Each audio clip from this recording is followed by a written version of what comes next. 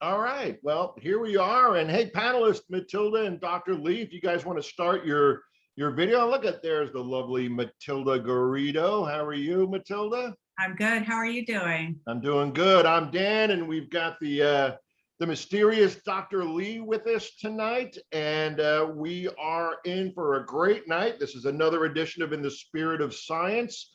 We're usually coming at you live from the Merchants House Museum, but we only have Dr. Ley at the museum. It's very, very hot. So Matilda and I are coming to you virtually from other locations and undisclosed locations, but just want to thank everybody for coming. Ley, how many have we done so far? What number is this? This is number 9. Number 9. That's my lucky number. So we want to thank everybody for being here.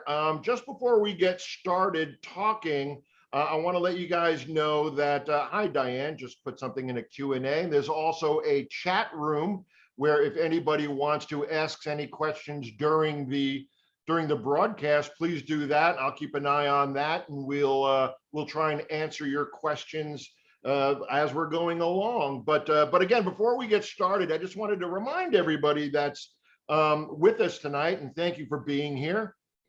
Chat room isn't enabled for participants. Juan, well, I see that, so I can it's probably working. The chat is disabled. I don't think the chat is disabled. Let's see. Yeah, we're seeing we're seeing everything, guys. So feel free to ask a question, and we'll be able to respond to you. Let me move that over here. And before we get going with what we're going to talk about tonight, I just want to remind everybody, and we've got a good group. We've got so far 32 people with us tonight, and I want to remind everybody that this is a free event, but I want to encourage everybody to please donate to the museum. It supports the museum living, and it supports future programs. Now, the museum for the last 10 years has been battling a business group who wants to erect a giant hotel right next to the museum. And this would cause the museum has spent hundreds of thousands of dollars, literally hundreds of thousands of dollars to figure out if all this construction that would be happening right next to them would damage the house. And apparently it would just demolish the house. The house is very fragile. It's got, this moldings and around the ceilings and everything. It's so fragile. And all that vibration of the construction right next door would just crumble the museum. And we don't want that to happen. So we have to ask the people that are watching tonight, and remind you and tell your friends as well to donate to the museum if you can. Come see a candlelight tour, which begins in October. Let's see, in August, the tickets will go on sale for the candlelight tours, which are great. I took one last year finally, and they're fantastic. But the tickets go on sale in August, and they sell out almost immediately. It's like a Bruce Springsteen show. So you guys have to log in and secure your tickets as soon as possible. And all of the money that you guys will spend and donate to the museum goes directly to the museum. Nobody that you see here tonight, well, you don't see Dr. Ley, but none of us, we don't get paid. I've never taken a dime. I've been investigating and helping out with the museum for 13, 14 years now. And I'm proud to not take a penny, and to donate my time and donate whatever resources I have to the museum. So I encourage you, and I beg you guys and plead you guys to please do what you can and help out this time capsule, this jewel in New York City. It's a wonderful house. It means a lot to me, and it means even more to the people that are directly involved with running the house on a day-to-day basis. So that's my spiel. I'm asking you to just help us out, and it'll also help us continue doing this little show that we have. So anybody, Matilda, Ley, anybody want to add anything before we get going? Yeah, I just wanted to remind people that Thursday evenings, our garden is open. We're open until 8, and we have either a guided tour or we have music in the garden, and we have wine.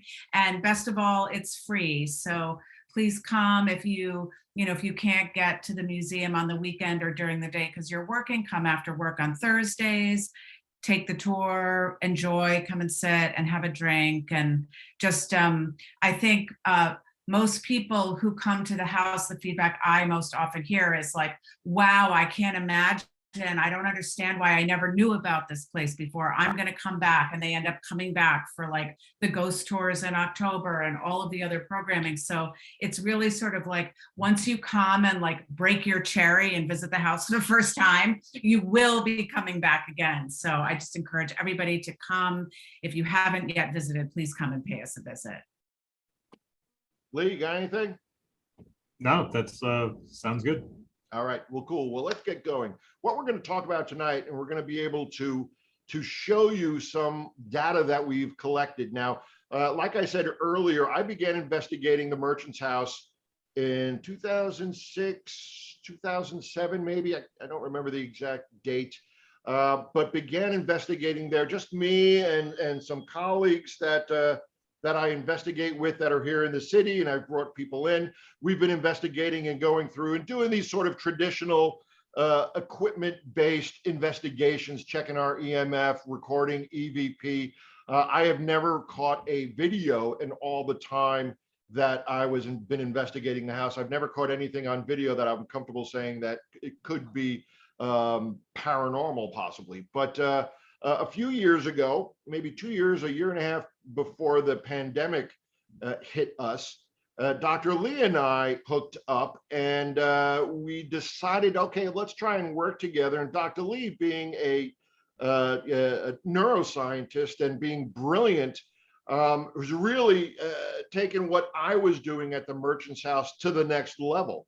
Dr. Ley has been inventing and creating equipment specifically to the house, even equipment specific to certain rooms in the house. He's really been just an amazing. I've been doing this a long time, and I have never had the good fortune of bumping into anybody like Dr. Ley as far as going on investigations and the willingness to devote a lot of his time and energy into creating stuff.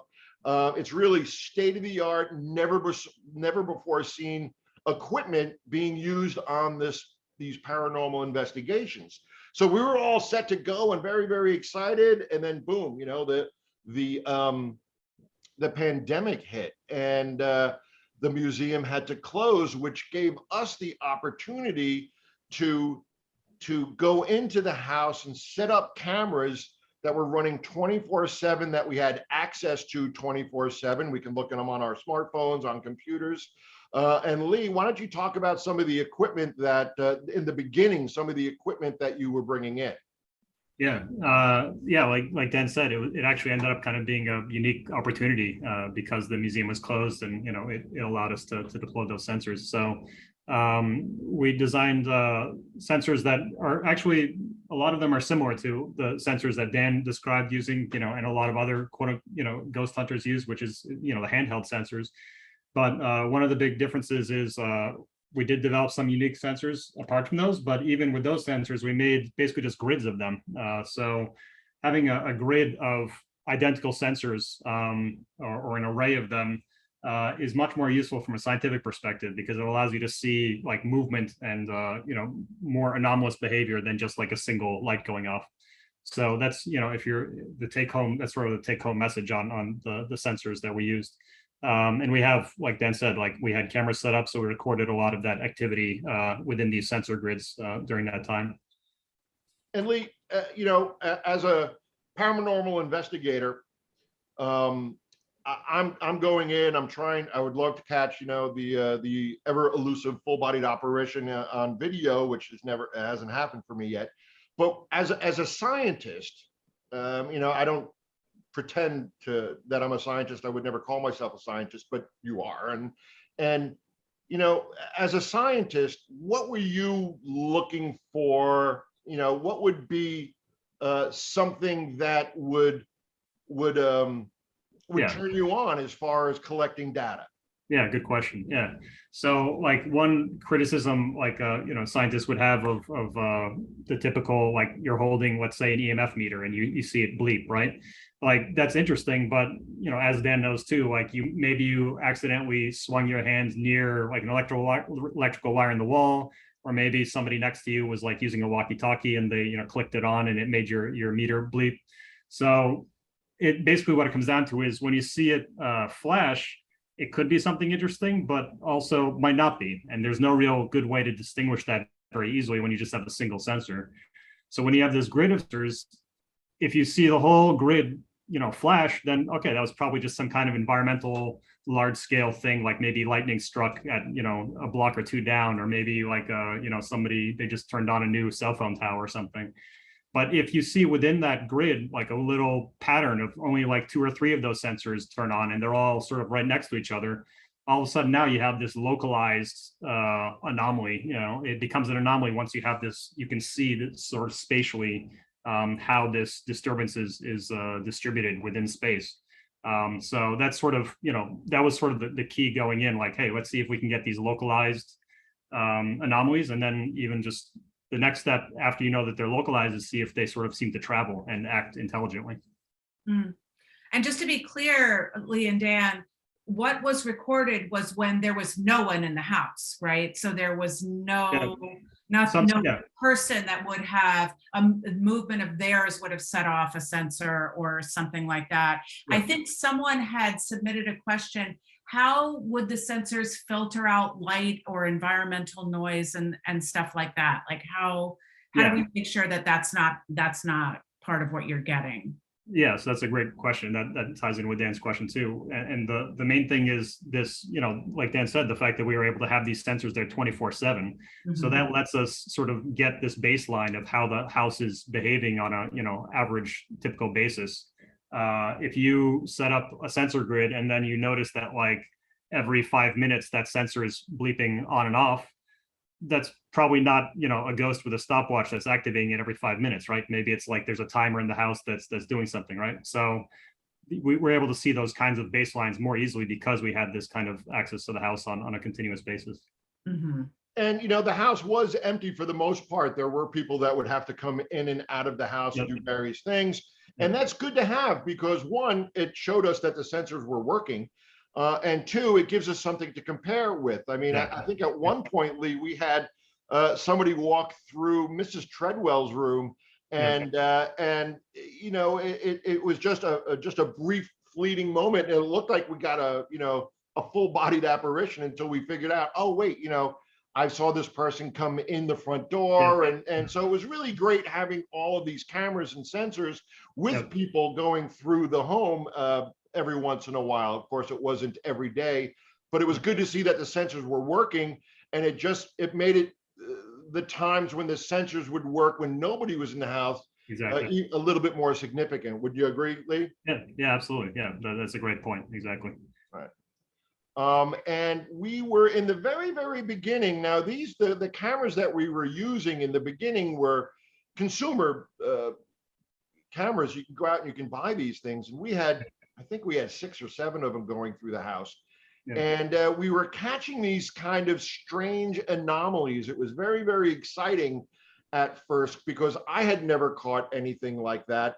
I have some of these cameras in my apartment and hadn't caught anything like that in my apartment. In fact, Lee and I were taking these cameras out and bringing them to our home to see if we could capture some of these little flashes. And Lee, I don't know if you've got that list in front of you. I don't, because I'm keeping an eye on the chats and the Q&As. But maybe we could have Matilda play and share her screen and play one of those videos. Which one do you want me to play? So the flashes that you're talking about, Dan, like those little, what we were calling zaps, I didn't put any links to those because, we were a little bit wishy-washy about, what those were, especially after the investigation. But we do have a video of one of those, what we were calling like a mini cloud going across the screen. Okay, should I share that one? That's number 4, right? Number 4, exactly, yeah. Okay. And so, for those of you that watch, ghost hunting shows or even do your own thing, this anomaly will look familiar, right? There's a lot of things that can be captured on camera that look like it. And so we started referring to them as mini clouds. We didn't really know. Some people use a sort of an umbrella term of orb. Is everyone able to see that? Yeah. So it's going from the top right corner and it's going across the screen, and it's leaving this kind of semi-transparent path. But that definitely, to some degree, is it's a known anomaly caused by some cameras. So that sort of transparent path left behind it, and it has to do with kind of like the refresh rate of the cameras. So if you, in your own, the listeners, do your own investigation, you see something similar, that could very well be the case. And the solution to that is to use better cameras that sort of don't have that sort of video anomaly on there.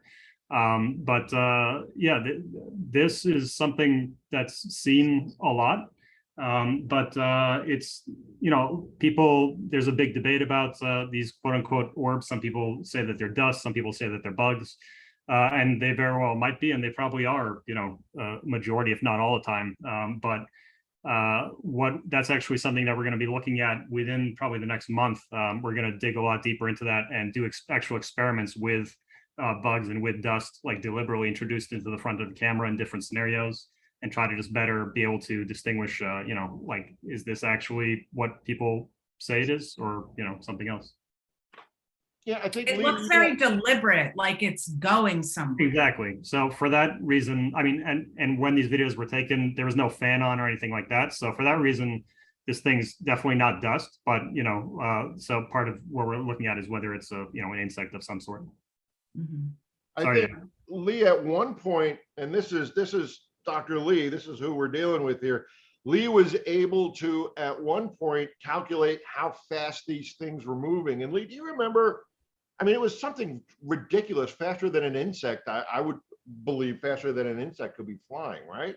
Yeah, so that calculation was actually based off of the previous thing you're talking about with those zaps, So the zaps were basically these like kind of almost like little sparks that we were seeing in the video. And, unfortunately, we didn't line them up here because I actually just kind of forgot about them. But so most frequently we saw these kind of little spark-like flashes within the video, but they would only be in a single frame. And that's what made Dan and I kind of suspicious, like, oh, maybe this is just a camera anomaly. But Dan did get actually one video on one of the cameras he set up in which this spark seemed to move across two separate frames of the video. Right. And that makes it seem more like, it might be something more interesting than just, interstellar radiation hitting the CCD of the camera. Although that is a known mechanism by which those kinds of little zap anomalies can be created in videos. So that's part of why I didn't include a link in this. Right, and we, one of the things that I thought was really interesting, and unfortunately we can't play it for you guys because it was pretty faint and you wouldn't be able to hear it through Zoom. But one of the cameras in the room that we just saw, Mrs. Treadwell's room, it sounded like something right next to the camera. You remember those, Ley? And it sounded, I thought it sounded like maybe a little mouse having a little meal right next to the camera, but we never found any kind of rodent droppings or any evidence of a rodent being anywhere near any of the equipment. I've never seen any mice or anything at the merchant's house in all the times I've been there. But we heard these weird noises, and it was very, very odd and interesting that they would happen when we would see these little zaps, or when one of the cameras are PTZ cameras. They pan, tilt, and zoom, and they're motion activated. So something would move through the room and these cameras would follow it. And it was always sort of accompanied by this strange little chewing sound. It sounded like somebody chewing gum right next to the camera. It was really really interesting. And it was pretty loud. It was very loud at some points. It almost sounded like if there was a mouse who was like on the camera, like right behind it, chewing on something. Right. Oh, and I have a question. It says, is there a video of Dr. Ley and these devices? I think we have some video later on of the devices, but you won't see any video of Dr. Ley. He has to keep who he is on the down low, and for various reasons. But I like to say he's just way too handsome to have on the same screen with me. So I don't want any kind of competition. So we play. I have a question. I want to learn more, and I can also share that screen about the screen paintings. Can you tell us a little bit about those, and then I can share? Yeah, yeah. So that's kind of one of the more interesting to look at things that we recorded. So we were using a computer with the touch screen to control and record data from some of the sensors we had from some of the camera systems. And it was set to like automatically, automate the computer to implement certain things, through programming. And what we noticed was occasionally the program would get screwed up, and I started watching the video within which that the screen of the computer was shown, and I saw that it seemed like something was messing with the screen, and so we were like, okay, if something seems to be touching the touch screen, let's just open up like a paint canvas on there and see what it paints. So then we got, that's number 8, Matilda. Okay, should I share it now? Yeah, sure, yeah. Okay. So this, what Matilda's about to opening up, it's really cool to look at, but there are some pretty big caveats to it. So here it's an animated GIF showing like the subsequent strokes within this paint program that we had open at the time. So the caveats are, one, this machine we discovered afterwards had a damaged touchscreen. So we don't know if that sort of happens more from this activity causing that, or if it was because it was dropped beforehand or something like that. But it's definitely like intriguing to think like, okay, well, maybe these are actually these brush strokes are actually created by somebody or some unseen entity touching the screen. And the other caveat is you see these sort of brush strokes move from left to right. Mm-hmm. So that was done actually manually. So after every instance in which there was a brush stroke made, so these brush strokes were made over the course of maybe, I think, like 2 days or 3 days. Mm-hmm. So they would happen, and then there would be maybe like an hour, 2 hours, 3 hours, and then they would happen again. So every time they happened, and I noticed it through, a notification coming through Wi-Fi, I would move the canvas over a little bit so that we would see kind of a fresh scribble, and maybe get like, and I would even change the brush color and the brush type too, to add some variety, and also get a little bit better analysis of like what these touches or movements looked like. So you can see best in that black scribbled line. Yeah. That's the finest pen that was chosen. So you can kind of see these like weird up and down brush strokes. So again, we don't quite know if this was due to a malfunctioning touchscreen, or if that malfunction was caused by these touches themselves. Well, was it just sitting there? There was no one in the house, and then all of a sudden, like, exactly. I mean, so that, how would that, I don't know. I mean, I'm just not sure how it would malfunction and make a straight line. No, good question. So if you Google ghost touches, that's actually what they're called. So like, it's known that when you have certain malfunctions with a touch screen, you will actually get like, these ghost touches, and like, it'll just, your phone will randomly like turn on, or an app will open because of these malfunctions in the sensors within the touchscreen. And some people can argue, oh, maybe the ghost touches actually are true ghost touches, but the way you can sort of distinguish it is sort of along the same lines as what I was talking about before with the, if you see the sensor grid flashing at the same time every 5 seconds, it seems like it's probably not a ghost that likes to have a timer and tap it every 5 seconds. So these ghost touches typically happen just within one region. And that's, like I said, what happened. So I had to manually move this canvas over to get those strokes to appear in different regions. So, okay. But it is, fun to think about. And one of the other things that ties into that too is touch screens actually work through capacitive sensing. So that's how they sense your finger touching on them. And capacitive sensors are, one type of sensor that we actually got intriguing data from with a separate array of sensors that wasn't on the touch screen. So it's not out of the question that such a thing either was or could be caused by whatever the anomaly was that caused the activity in the other sensor grids. Mm-hmm. I have a question from one of the people.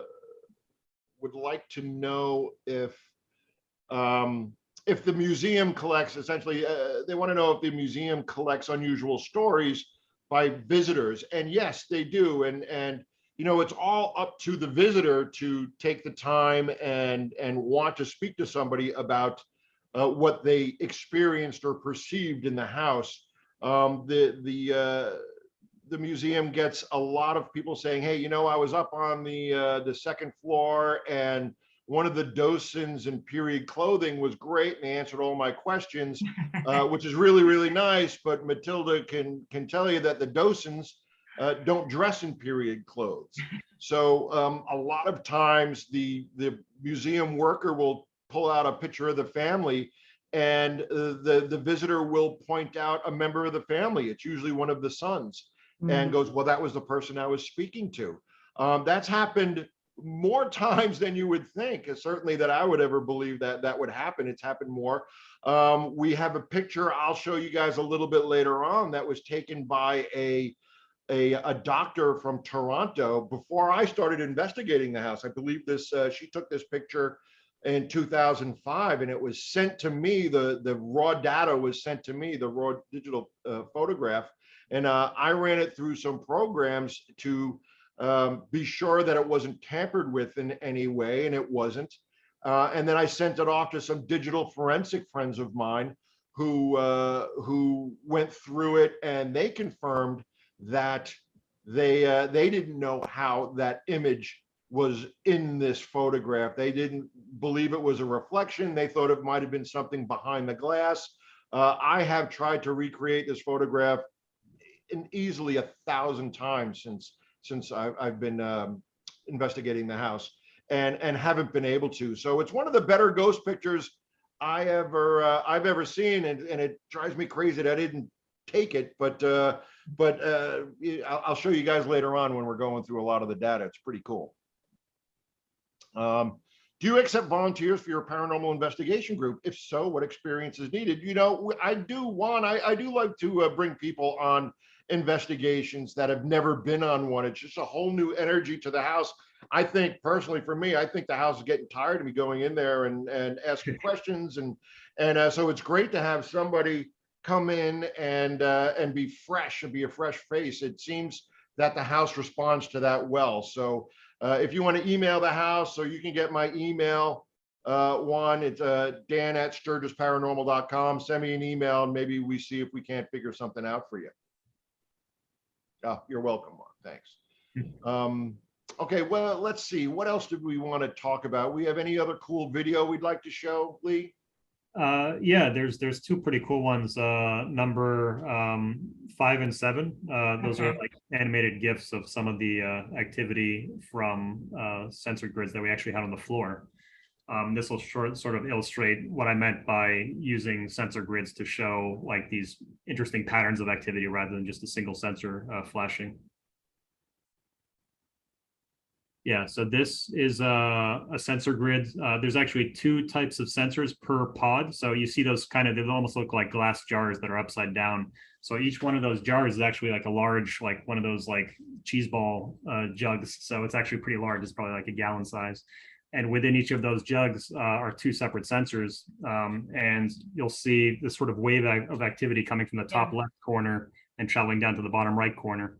So if that's, if you took like a walkie-talkie or something and you clicked it on, or some kind of known electrical disturbance, and you turned it on in that room, that electrical disturbance should travel at the speed of light, and it would sort of instantaneously affect a whole set of those sensors all at the same time. You wouldn't expect this wave of activity to travel across that grid like that. So that sort of slower motion of activity across the grid is more, it's not an electromagnetic, it's not traveling at the speed of electromagnetism. So it's interesting. Like it suggests some kind of anomaly traveling across that grid. And what time of day was this recorded? Yeah, so there was no real time of day correlated with the activity. It's not like it happened mostly at night. It happened just all throughout the days. So at noon in the morning to 2 a.m., it's like 3 p.m. Yeah, there was no real correlation. Mm-hmm. Yeah, Lee and I would be text messaging each other, early in the morning and late at night going, "Did you see that? What went off in Mr. Treadwell's room?" And we were like little girls texting each other in the middle of the night, enjoying what we're seeing. It was it was pretty remarkable. And although, like Lee said in the beginning, some of the stuff we're looking at it now and comparing it to the more recent stuff we've caught, we were kind of really not paying attention to those little zaps. But at the time, it was really, really exciting because we had never seen those before. And as it turns out, I've taken these cameras to my place, and I did find a zap on one of my recordings here in my apartment in the city. And then doing some research online, it is an artifact of the camera that these little zaps would pop up. But at the time, it was a great thing to experience at the very, very beginning, and it really lit a fire under our butt to get going with some more different experiences that Lee was able to build this equipment for, and really amazing. Now, Lee, these sensors, they're reacting to electromagnetic fields. Yeah. So exactly. Each one of those sensors within those jars was basically, the equivalent of one of the sensors you would hold in your hand during a ghost hunting investigation. Right. Okay. And there was another video we were going to show? Yeah. So there's also the number 7, which is it's another pattern that happened within that same set of sensors. So this one, I refer to it as splash because it almost looks like a splash on the floor. It starts in the middle and then it travels outwards. Right. And at the time when we recorded this was these sensors were set up right next to the wash basin in what we think is Ms. Treadwell's bedroom. So that's probably why I called it splash. Like maybe it's like a weird ethereal splash from a wash basin of old. Yeah, and this is not at night, obviously. This one, I believe so. Although sometimes the shutters were closed on the windows in the room, so even if it was during the day, it would still be dark. Yeah. So one thing, just to keep in mind for the viewers' own investigations is when you have these grids of sensors, one sort of thing to be aware of that can potentially cause these such effects that you should control for is, depending on what your sensors are sensing, there is the possibility that they can sort of trigger each other in a chain reaction, right? So let's say your sensors are actually recording for electromagnetic activity, and one of your sensors reacts to something, and then the neighboring sensor senses the activity from that sensor. So always make sure to do a test, where you deliberately set off each individual sensor within your grid, and make sure that setting off that sensor deliberately does not cause this chain reaction to travel through it like a wave. And that we did that with our sensor grid. So that suggests that this activity is not due to that kind of natural chain reaction that would happen from a single sensor going off. Mm-hmm. I have a question from Donata.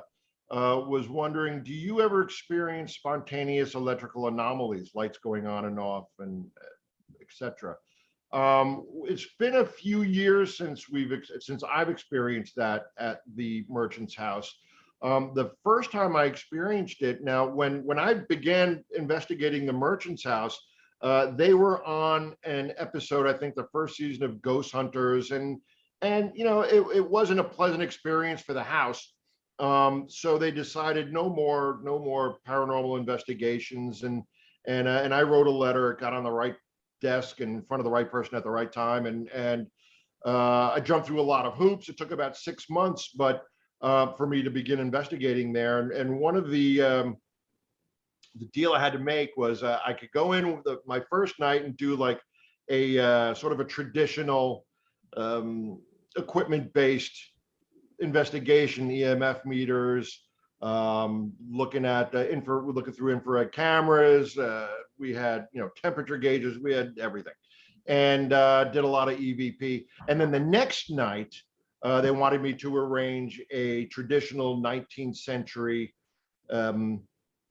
seance, which is not something I was ever buying into, and ended up hooking up with a great medium, and we did this seance, and it really sort of sealed the deal for me. This guy, Richard Scholler, who's out in Huntington, Long Island, was amazing, and he still amazes me. We've become dear friends, and he still amazes me, the things that he comes up with. He doesn't claim to be able to do it 100% of the time, but he's very, very good. he says, listen, I don't know how I'm receiving this, but I'm receiving this information. If it means something to you, great.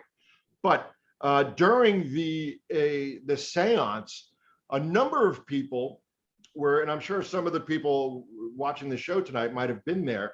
A number of people, myself included, were seeing, like, if you were dropping glitter from the ceiling, and it was just a little band of this little sparkles we would see up close to the ceiling, which was really, really cool. People were seeing footsteps walking behind closed doors. You know, you can see when the light's on, you can see if somebody's walking through the crack at the bottom of the door. People were seeing stuff like that. I didn't, but that's the only, those little sparkles, they seemed electric to me. And that's what, you know, that's the only sort of electrical disturbance, if you want to call it that I've experienced there. But a lot of the people that work in the museum have told stories of as they're wrapping up and they're going to button up the house for the night, they go in and close all the shutters.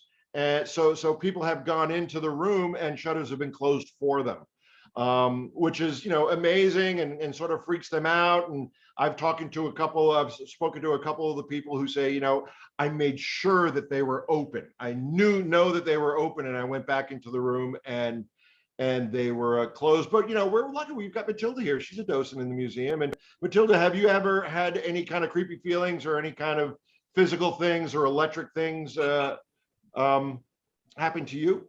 So the only thing I've certainly had feelings in different areas of the house. For me, where I get the strongest feeling is downstairs on the kitchen level and in the family room. And I know that that there's been some activity reported there. But for me, that's sort of that's where I feel it most. But actually, Dan and Ley, when we had Lizette on the show last time, I don't know if you remember this, we were all in the parlor getting ready to start the show. And all of a sudden I heard this really loud door slam, and only Lizette and I heard it. You and Ley didn't hear it. Oh, I remember that. And I immediately assumed that it was the door to the tea room had blown closed, because that had been open and we were having a storm. But when we went back to that area, because that's where the sound definitely came from, no doors were closed. Everything was exactly as we had left it. I just thought it was interesting that only Lisette and I heard it and that you guys didn't hear it, because it was really, really loud. There is actually the story of another docent too, that her cell phone sort of glitched a little bit, which is sort of in line with the potential for that touchscreen painting to be legitimate. So one of the docents leaves her cell phone around sometimes, and she found that it was basically opening up apps, etc., even though her touchscreen was fully functional. So that may be sort of classified as an electrical anomaly if you wanted to. I'm going to play an EVP. I hope this is the correct one that that I caught in the kitchen downstairs. Let's see here.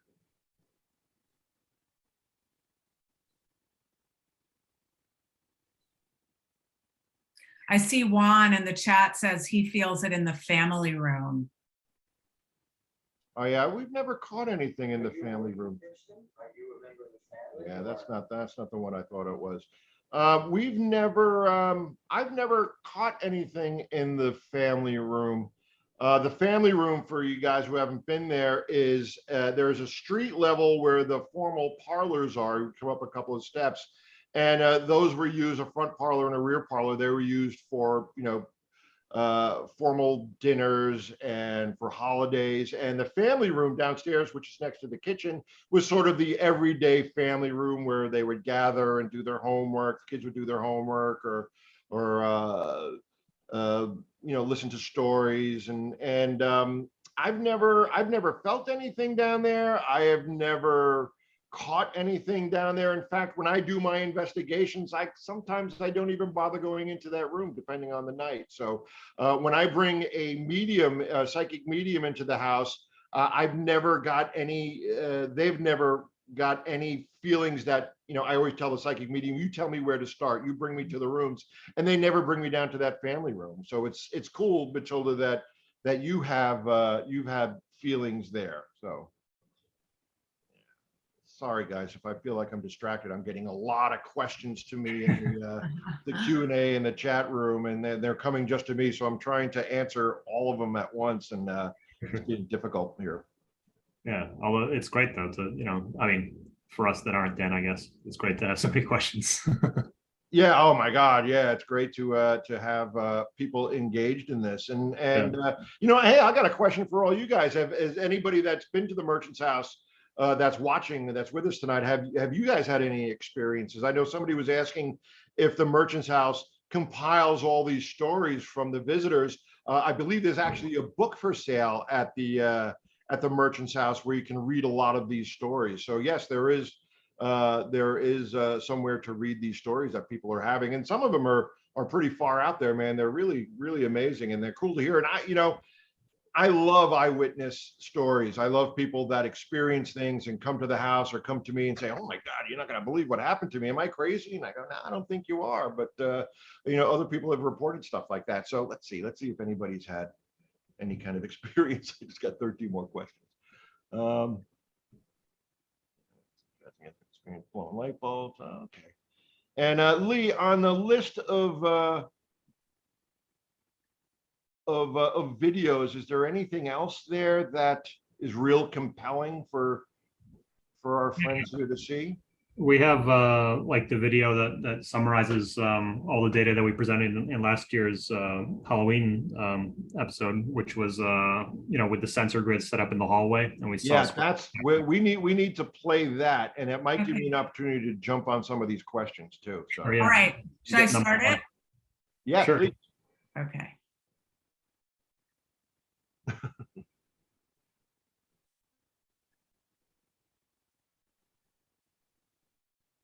I'm Dr. Lee. I'm a scientist and engineer. I started the Merchant's House Museum Science Program, or MHM Science, with Dan Sturgis in 2020 to apply a formalized scientific method in researching the fascinating phenomena that have been reported and recorded by Dan, the museum staff, and visitors for almost 100 years. Because paranormal research is generally not welcomed in the mainstream scientific community, I'm currently not disclosing my identity to the public. The MHM Science Program is unique and groundbreaking. While ghost hunting shows visit a location for one night, we have the unique opportunity at the Merchant's House Museum to use the house as an ongoing laboratory for long-term research. Along with the house itself, the sensors we use and the way we use them are also unique. Ghost hunters on TV usually walk around with a single sensor. They may wave it around, and if it flashes, they say it's a spirit. And it might be, but it's not scientifically convincing. In the MHM Science Program, not only did we custom build our own sensors, but we're also using entire grids of sensors. If a spirit is like a person in that it's localized and intelligently moving, a grid of sensors would be better at convincingly showing this, rather than a single sensor, which might be just going off due to a nearby cell phone or microwave. Also, our sensors are deployed 24/7, when nobody, not even the researchers, are around.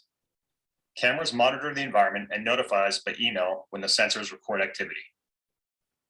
When combining all of these features together, being able to use the museum as a laboratory, our custom designed sensor grids, and 24/7 recording, this research is a first of its kind.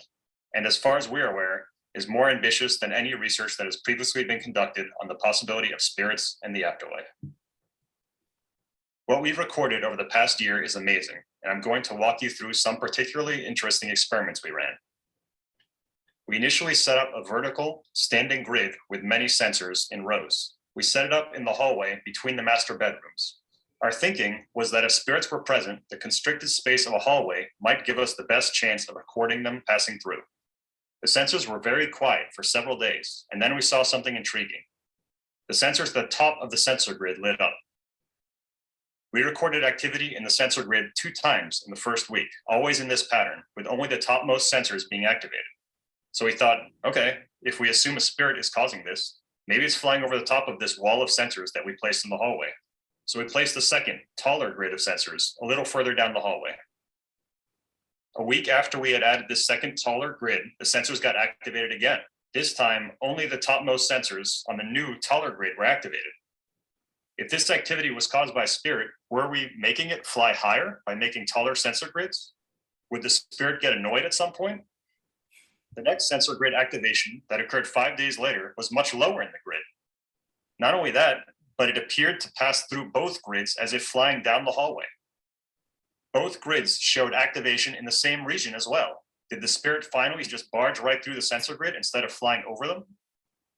If these localized areas of sensor activation were being caused by spirit flying down the hallway and through the grids, then if we turned the sensor grids 90 degrees so that they're lengthwise down the hallway, we'd expect to see something like a contrail, a trail left by its passing, instead of the cross-section of its path that we've been recording up until now. Well, that's exactly what we saw next. After turning the sensor grid sideways, instead of seeing a small region of activity, we saw a long continuous line across the width of all the sensor grids, side by side, running the entire length of the hallway. The stripe even turned a corner down the hallway. Did a spirit travel down the hallway and turn a corner to go through the door? To find out, we set up 2 sensor grids in front of both doors at the end of the hallway. If the activity we recorded was caused by spirit traveling down the hallway to go through the door, we'd expect only the sensors in front of one of the doors to be activated, since the spirit wouldn't go through both at the same time. Well, here's what we saw. Not only did just one of the doors light up, but the sensors in front of the door seemed to flicker, almost as if forming a silhouette. Even more intriguing, the sensor that was activated most strongly was right in front of the doorknob. Are we recording spirits? Well, we don't know for sure yet, but with the Merchants House Museum as a laboratory, we at the MHM Science Program will continue our experiments on a quest to find out. Dan Sturt is here again. So, who's that? are the Treadwells still here? Perhaps the voices, footsteps, pokes, and images you've heard and seen tonight are all simply figments of our imagination. Is the Merchant's House haunted? It would be amazing if it was, but it would be amazing if it wasn't. Perhaps this is the real thing, and as the New York Times put it, Manhattan's most haunted house. That was even cooler than I remembered. No, right? That cool echo effect. But hey, I'm going to share my screen because I want to show this photograph I was talking about before. Now, this was collected. This was caught, as I said, it was a picture taken by a doctor from Toronto. She was going through her photographs, and she came across this photo and emailed it to the Merchant's House. So let's share my screen. Share, and can you guys see this? Yeah. Yep. That's pretty cool. Now, if now this mirror is in Mrs. Treadwell's room. It looks fairly large, but it's not. It's very small. It's, it's not much larger than an album cover or a vinyl cover. I don't know if anybody that's watching knows what a vinyl album cover is, but it's about that size, a little bit larger. Now we're gonna just go to another photograph as we sort of zoom in, and you can see the outline of the person. This is what I believe is an ear. Mm-hmm. This is a nose, his mouth. It looks like he's wearing some sort of chain around his neck. Here's his shoulder, the top of his head. Now, if let's see, we get another one. Yeah. If we wanted to be a reflection of somebody that was in the room, you would have to be standing on either side of that mirror when you took the photograph. You'd have to be standing either here or here. Now, I have tried so many different ways to fit myself into that mirror in a photograph, and I haven't been able to do it. We've tried everything, and like I said, we sent this to a digital forensic team, and they were stumped. They think it's an image behind the glass. And if you go to the Merchant's House and donate a couple of bucks and take the tour, you'll see this mirror, and you'll see that there isn't an image of anybody behind this glass.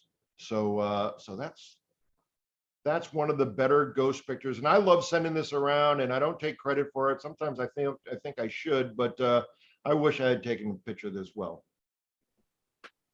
Well, it's really something to look at. All right, stop sharing my screen here.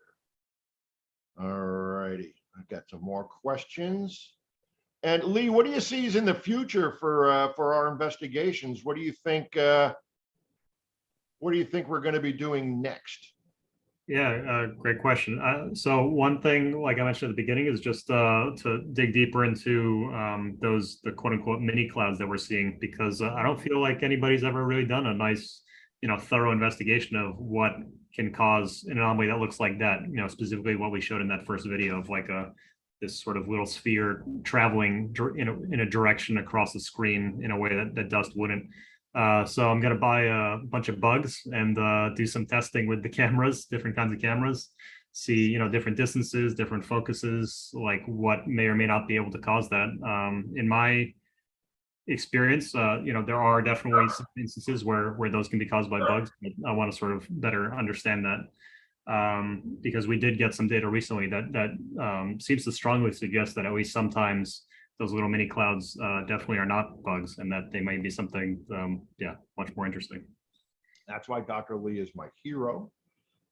He's going to get a bug and we're going to film it. And we're also doing some experiments there. Do you want to talk about that, Lee? Yeah, we'll talk about that more, maybe like in the Halloween special too. But yeah, that's actually where we got this strong evidence that those anomalies might be not bugs. So we actually started thinking, and this is commonly believed by a lot of people within this field too, which is that.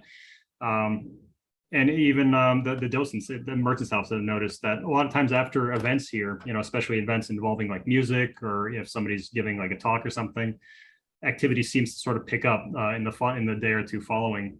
And so we thought, maybe we can do that deliberately, right? Like actually do an experiment where we intentionally try to increase that energy by having like an event here and focusing on that. And when we did that, yeah, it was pretty intriguing. We got some amazing stuff that we'll share with you later in the year, maybe in Halloween, but that's what's making me come back to that anomaly, the mini clouds, and further sort of look into what things look like that aren't ghosts, so we can further distinguish what we recorded in that experiment. And we're planning to continue those throughout the year if we can. Okay, and a couple of comments and questions. Donata wants to know if that image in the mirror is always there or does it go away? I never noticed it until we saw this photo, and the photo came to me about a year or two after I started investigating the house. But it was taken a year before I started. I just didn't see it until a few years later on. But no, that image isn't in that mirror. You can look at that mirror in 100,000 different angles, and you're not going to see that image. I have taken so many pictures of that mirror, hoping to get something close, because that it would explain it to me then that that's not maybe a paranormal picture, but I haven't come close to seeing any kind of image in that mirror on a photograph. So for me, as far as I can tell, that's a legit photo of somebody in that mirror that wasn't there at the time the photograph was taken. Don't know how that happened, but seems to have happened. And also, Joseph wants to know why the merchant's house is so prone to hauntings and phenomena. Ley lines, which is cool. I don't know if there's an intersection of ley lines underneath the house.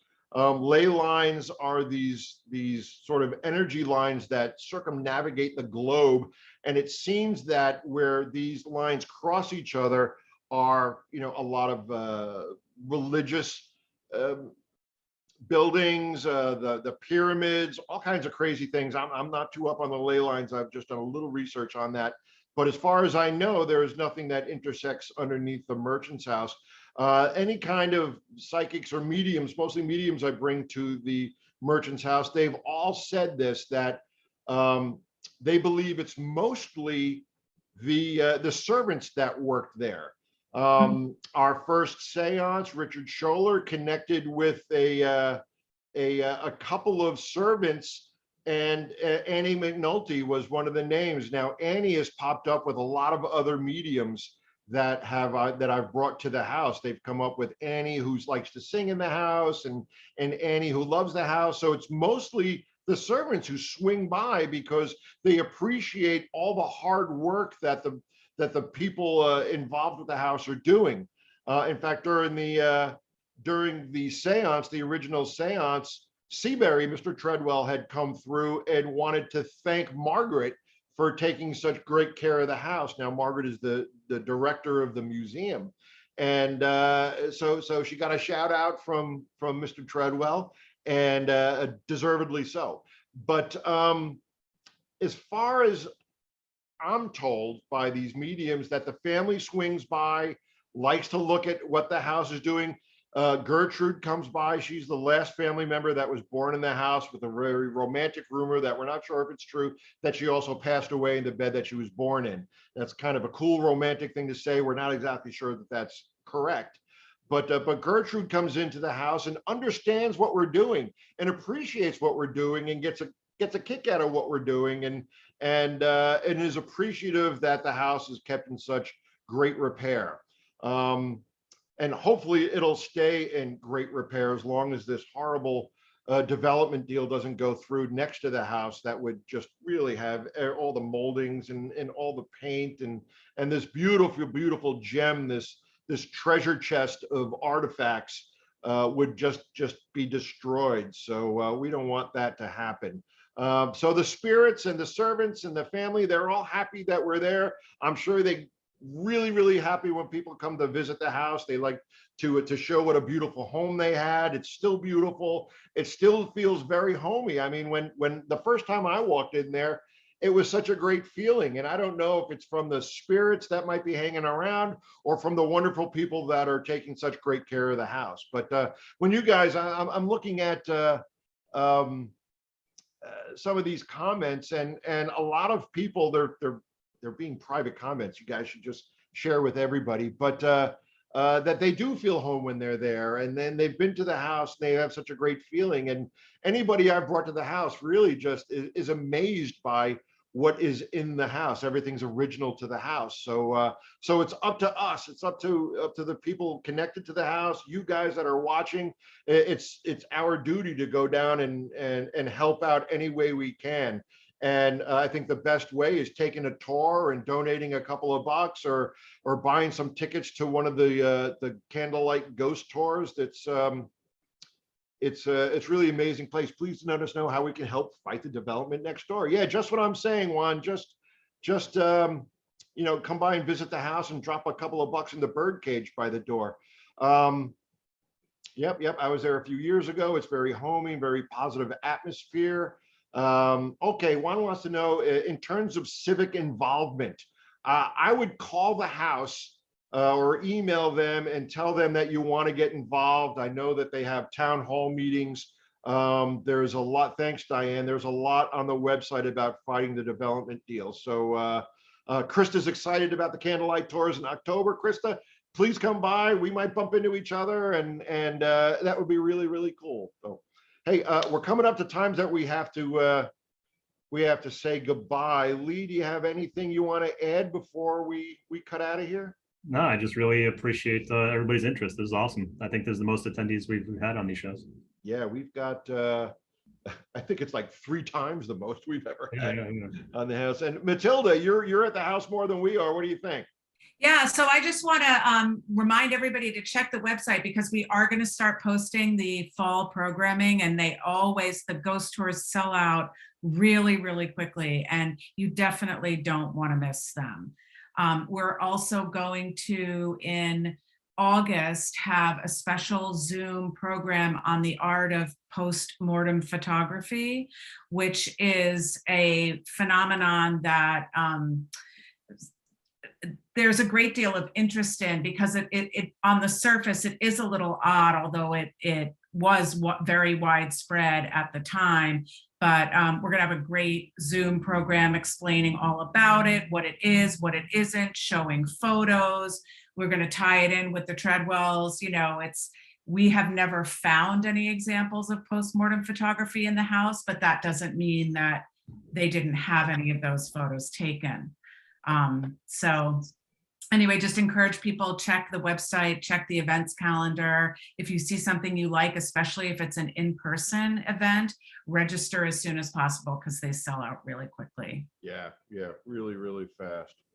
And I got emailed a question and it'll go really quick. How is it possible for spirits to solidify so as to be able to move objects or to be seen wearing clothes, etc.? Why do the treadwells or spirits generally continue to visit or reside in their earthly locations? Okay, we answered the second part of that question, but spirits don't have the tools to touch anything. They are consciousness that has survived bodily death. So they don't have hands, fingers, they don't have a voice box, they don't have ears to be able to hear what we're saying. But as far as moving things, they do that through PK, through psychokinesis, or in parapsychology, they're calling it now mind-matter interaction, mind over matter. And it's the only way they can interact with solid objects. So it's all through the mind. It's all through the mind. And if you want to go check out the Rhine Research Center, they can describe it a lot better than I can. They have a great online campus and you'll get a lot of answers there. So all right, we answered that question. I'm going to close these now because I've got hammered questions, which is amazing. So guys, I want to thank everybody for tuning in tonight. Dr. Ley, Matilda, I'm sure we'll be talking very soon. And but everybody that came and stayed the whole hour and few minutes, really sincerely want to thank you. I know I'm a little jarbled tonight because I'm trying to do a whole bunch of different things. Dr. Ley explains his stuff much better than I can. So Dr. Ley, you're the coolest. Matilda, you're the coolest. And You're the coolest. I'm proud to be involved in this project with you guys. Yeah. So, thank you, Dan. Thank Yeah, you. Thank you. And I know I can speak for you guys when we thank the house for giving us the opportunity to be able to do this. So, big thank yous to Pi and everybody at the house. Okay. Yep. Thanks, everyone. Thanks for coming. Thanks, everybody. I'll talk to you guys later. Yep. Yeah. All right. Okay. Bye-bye. Okay.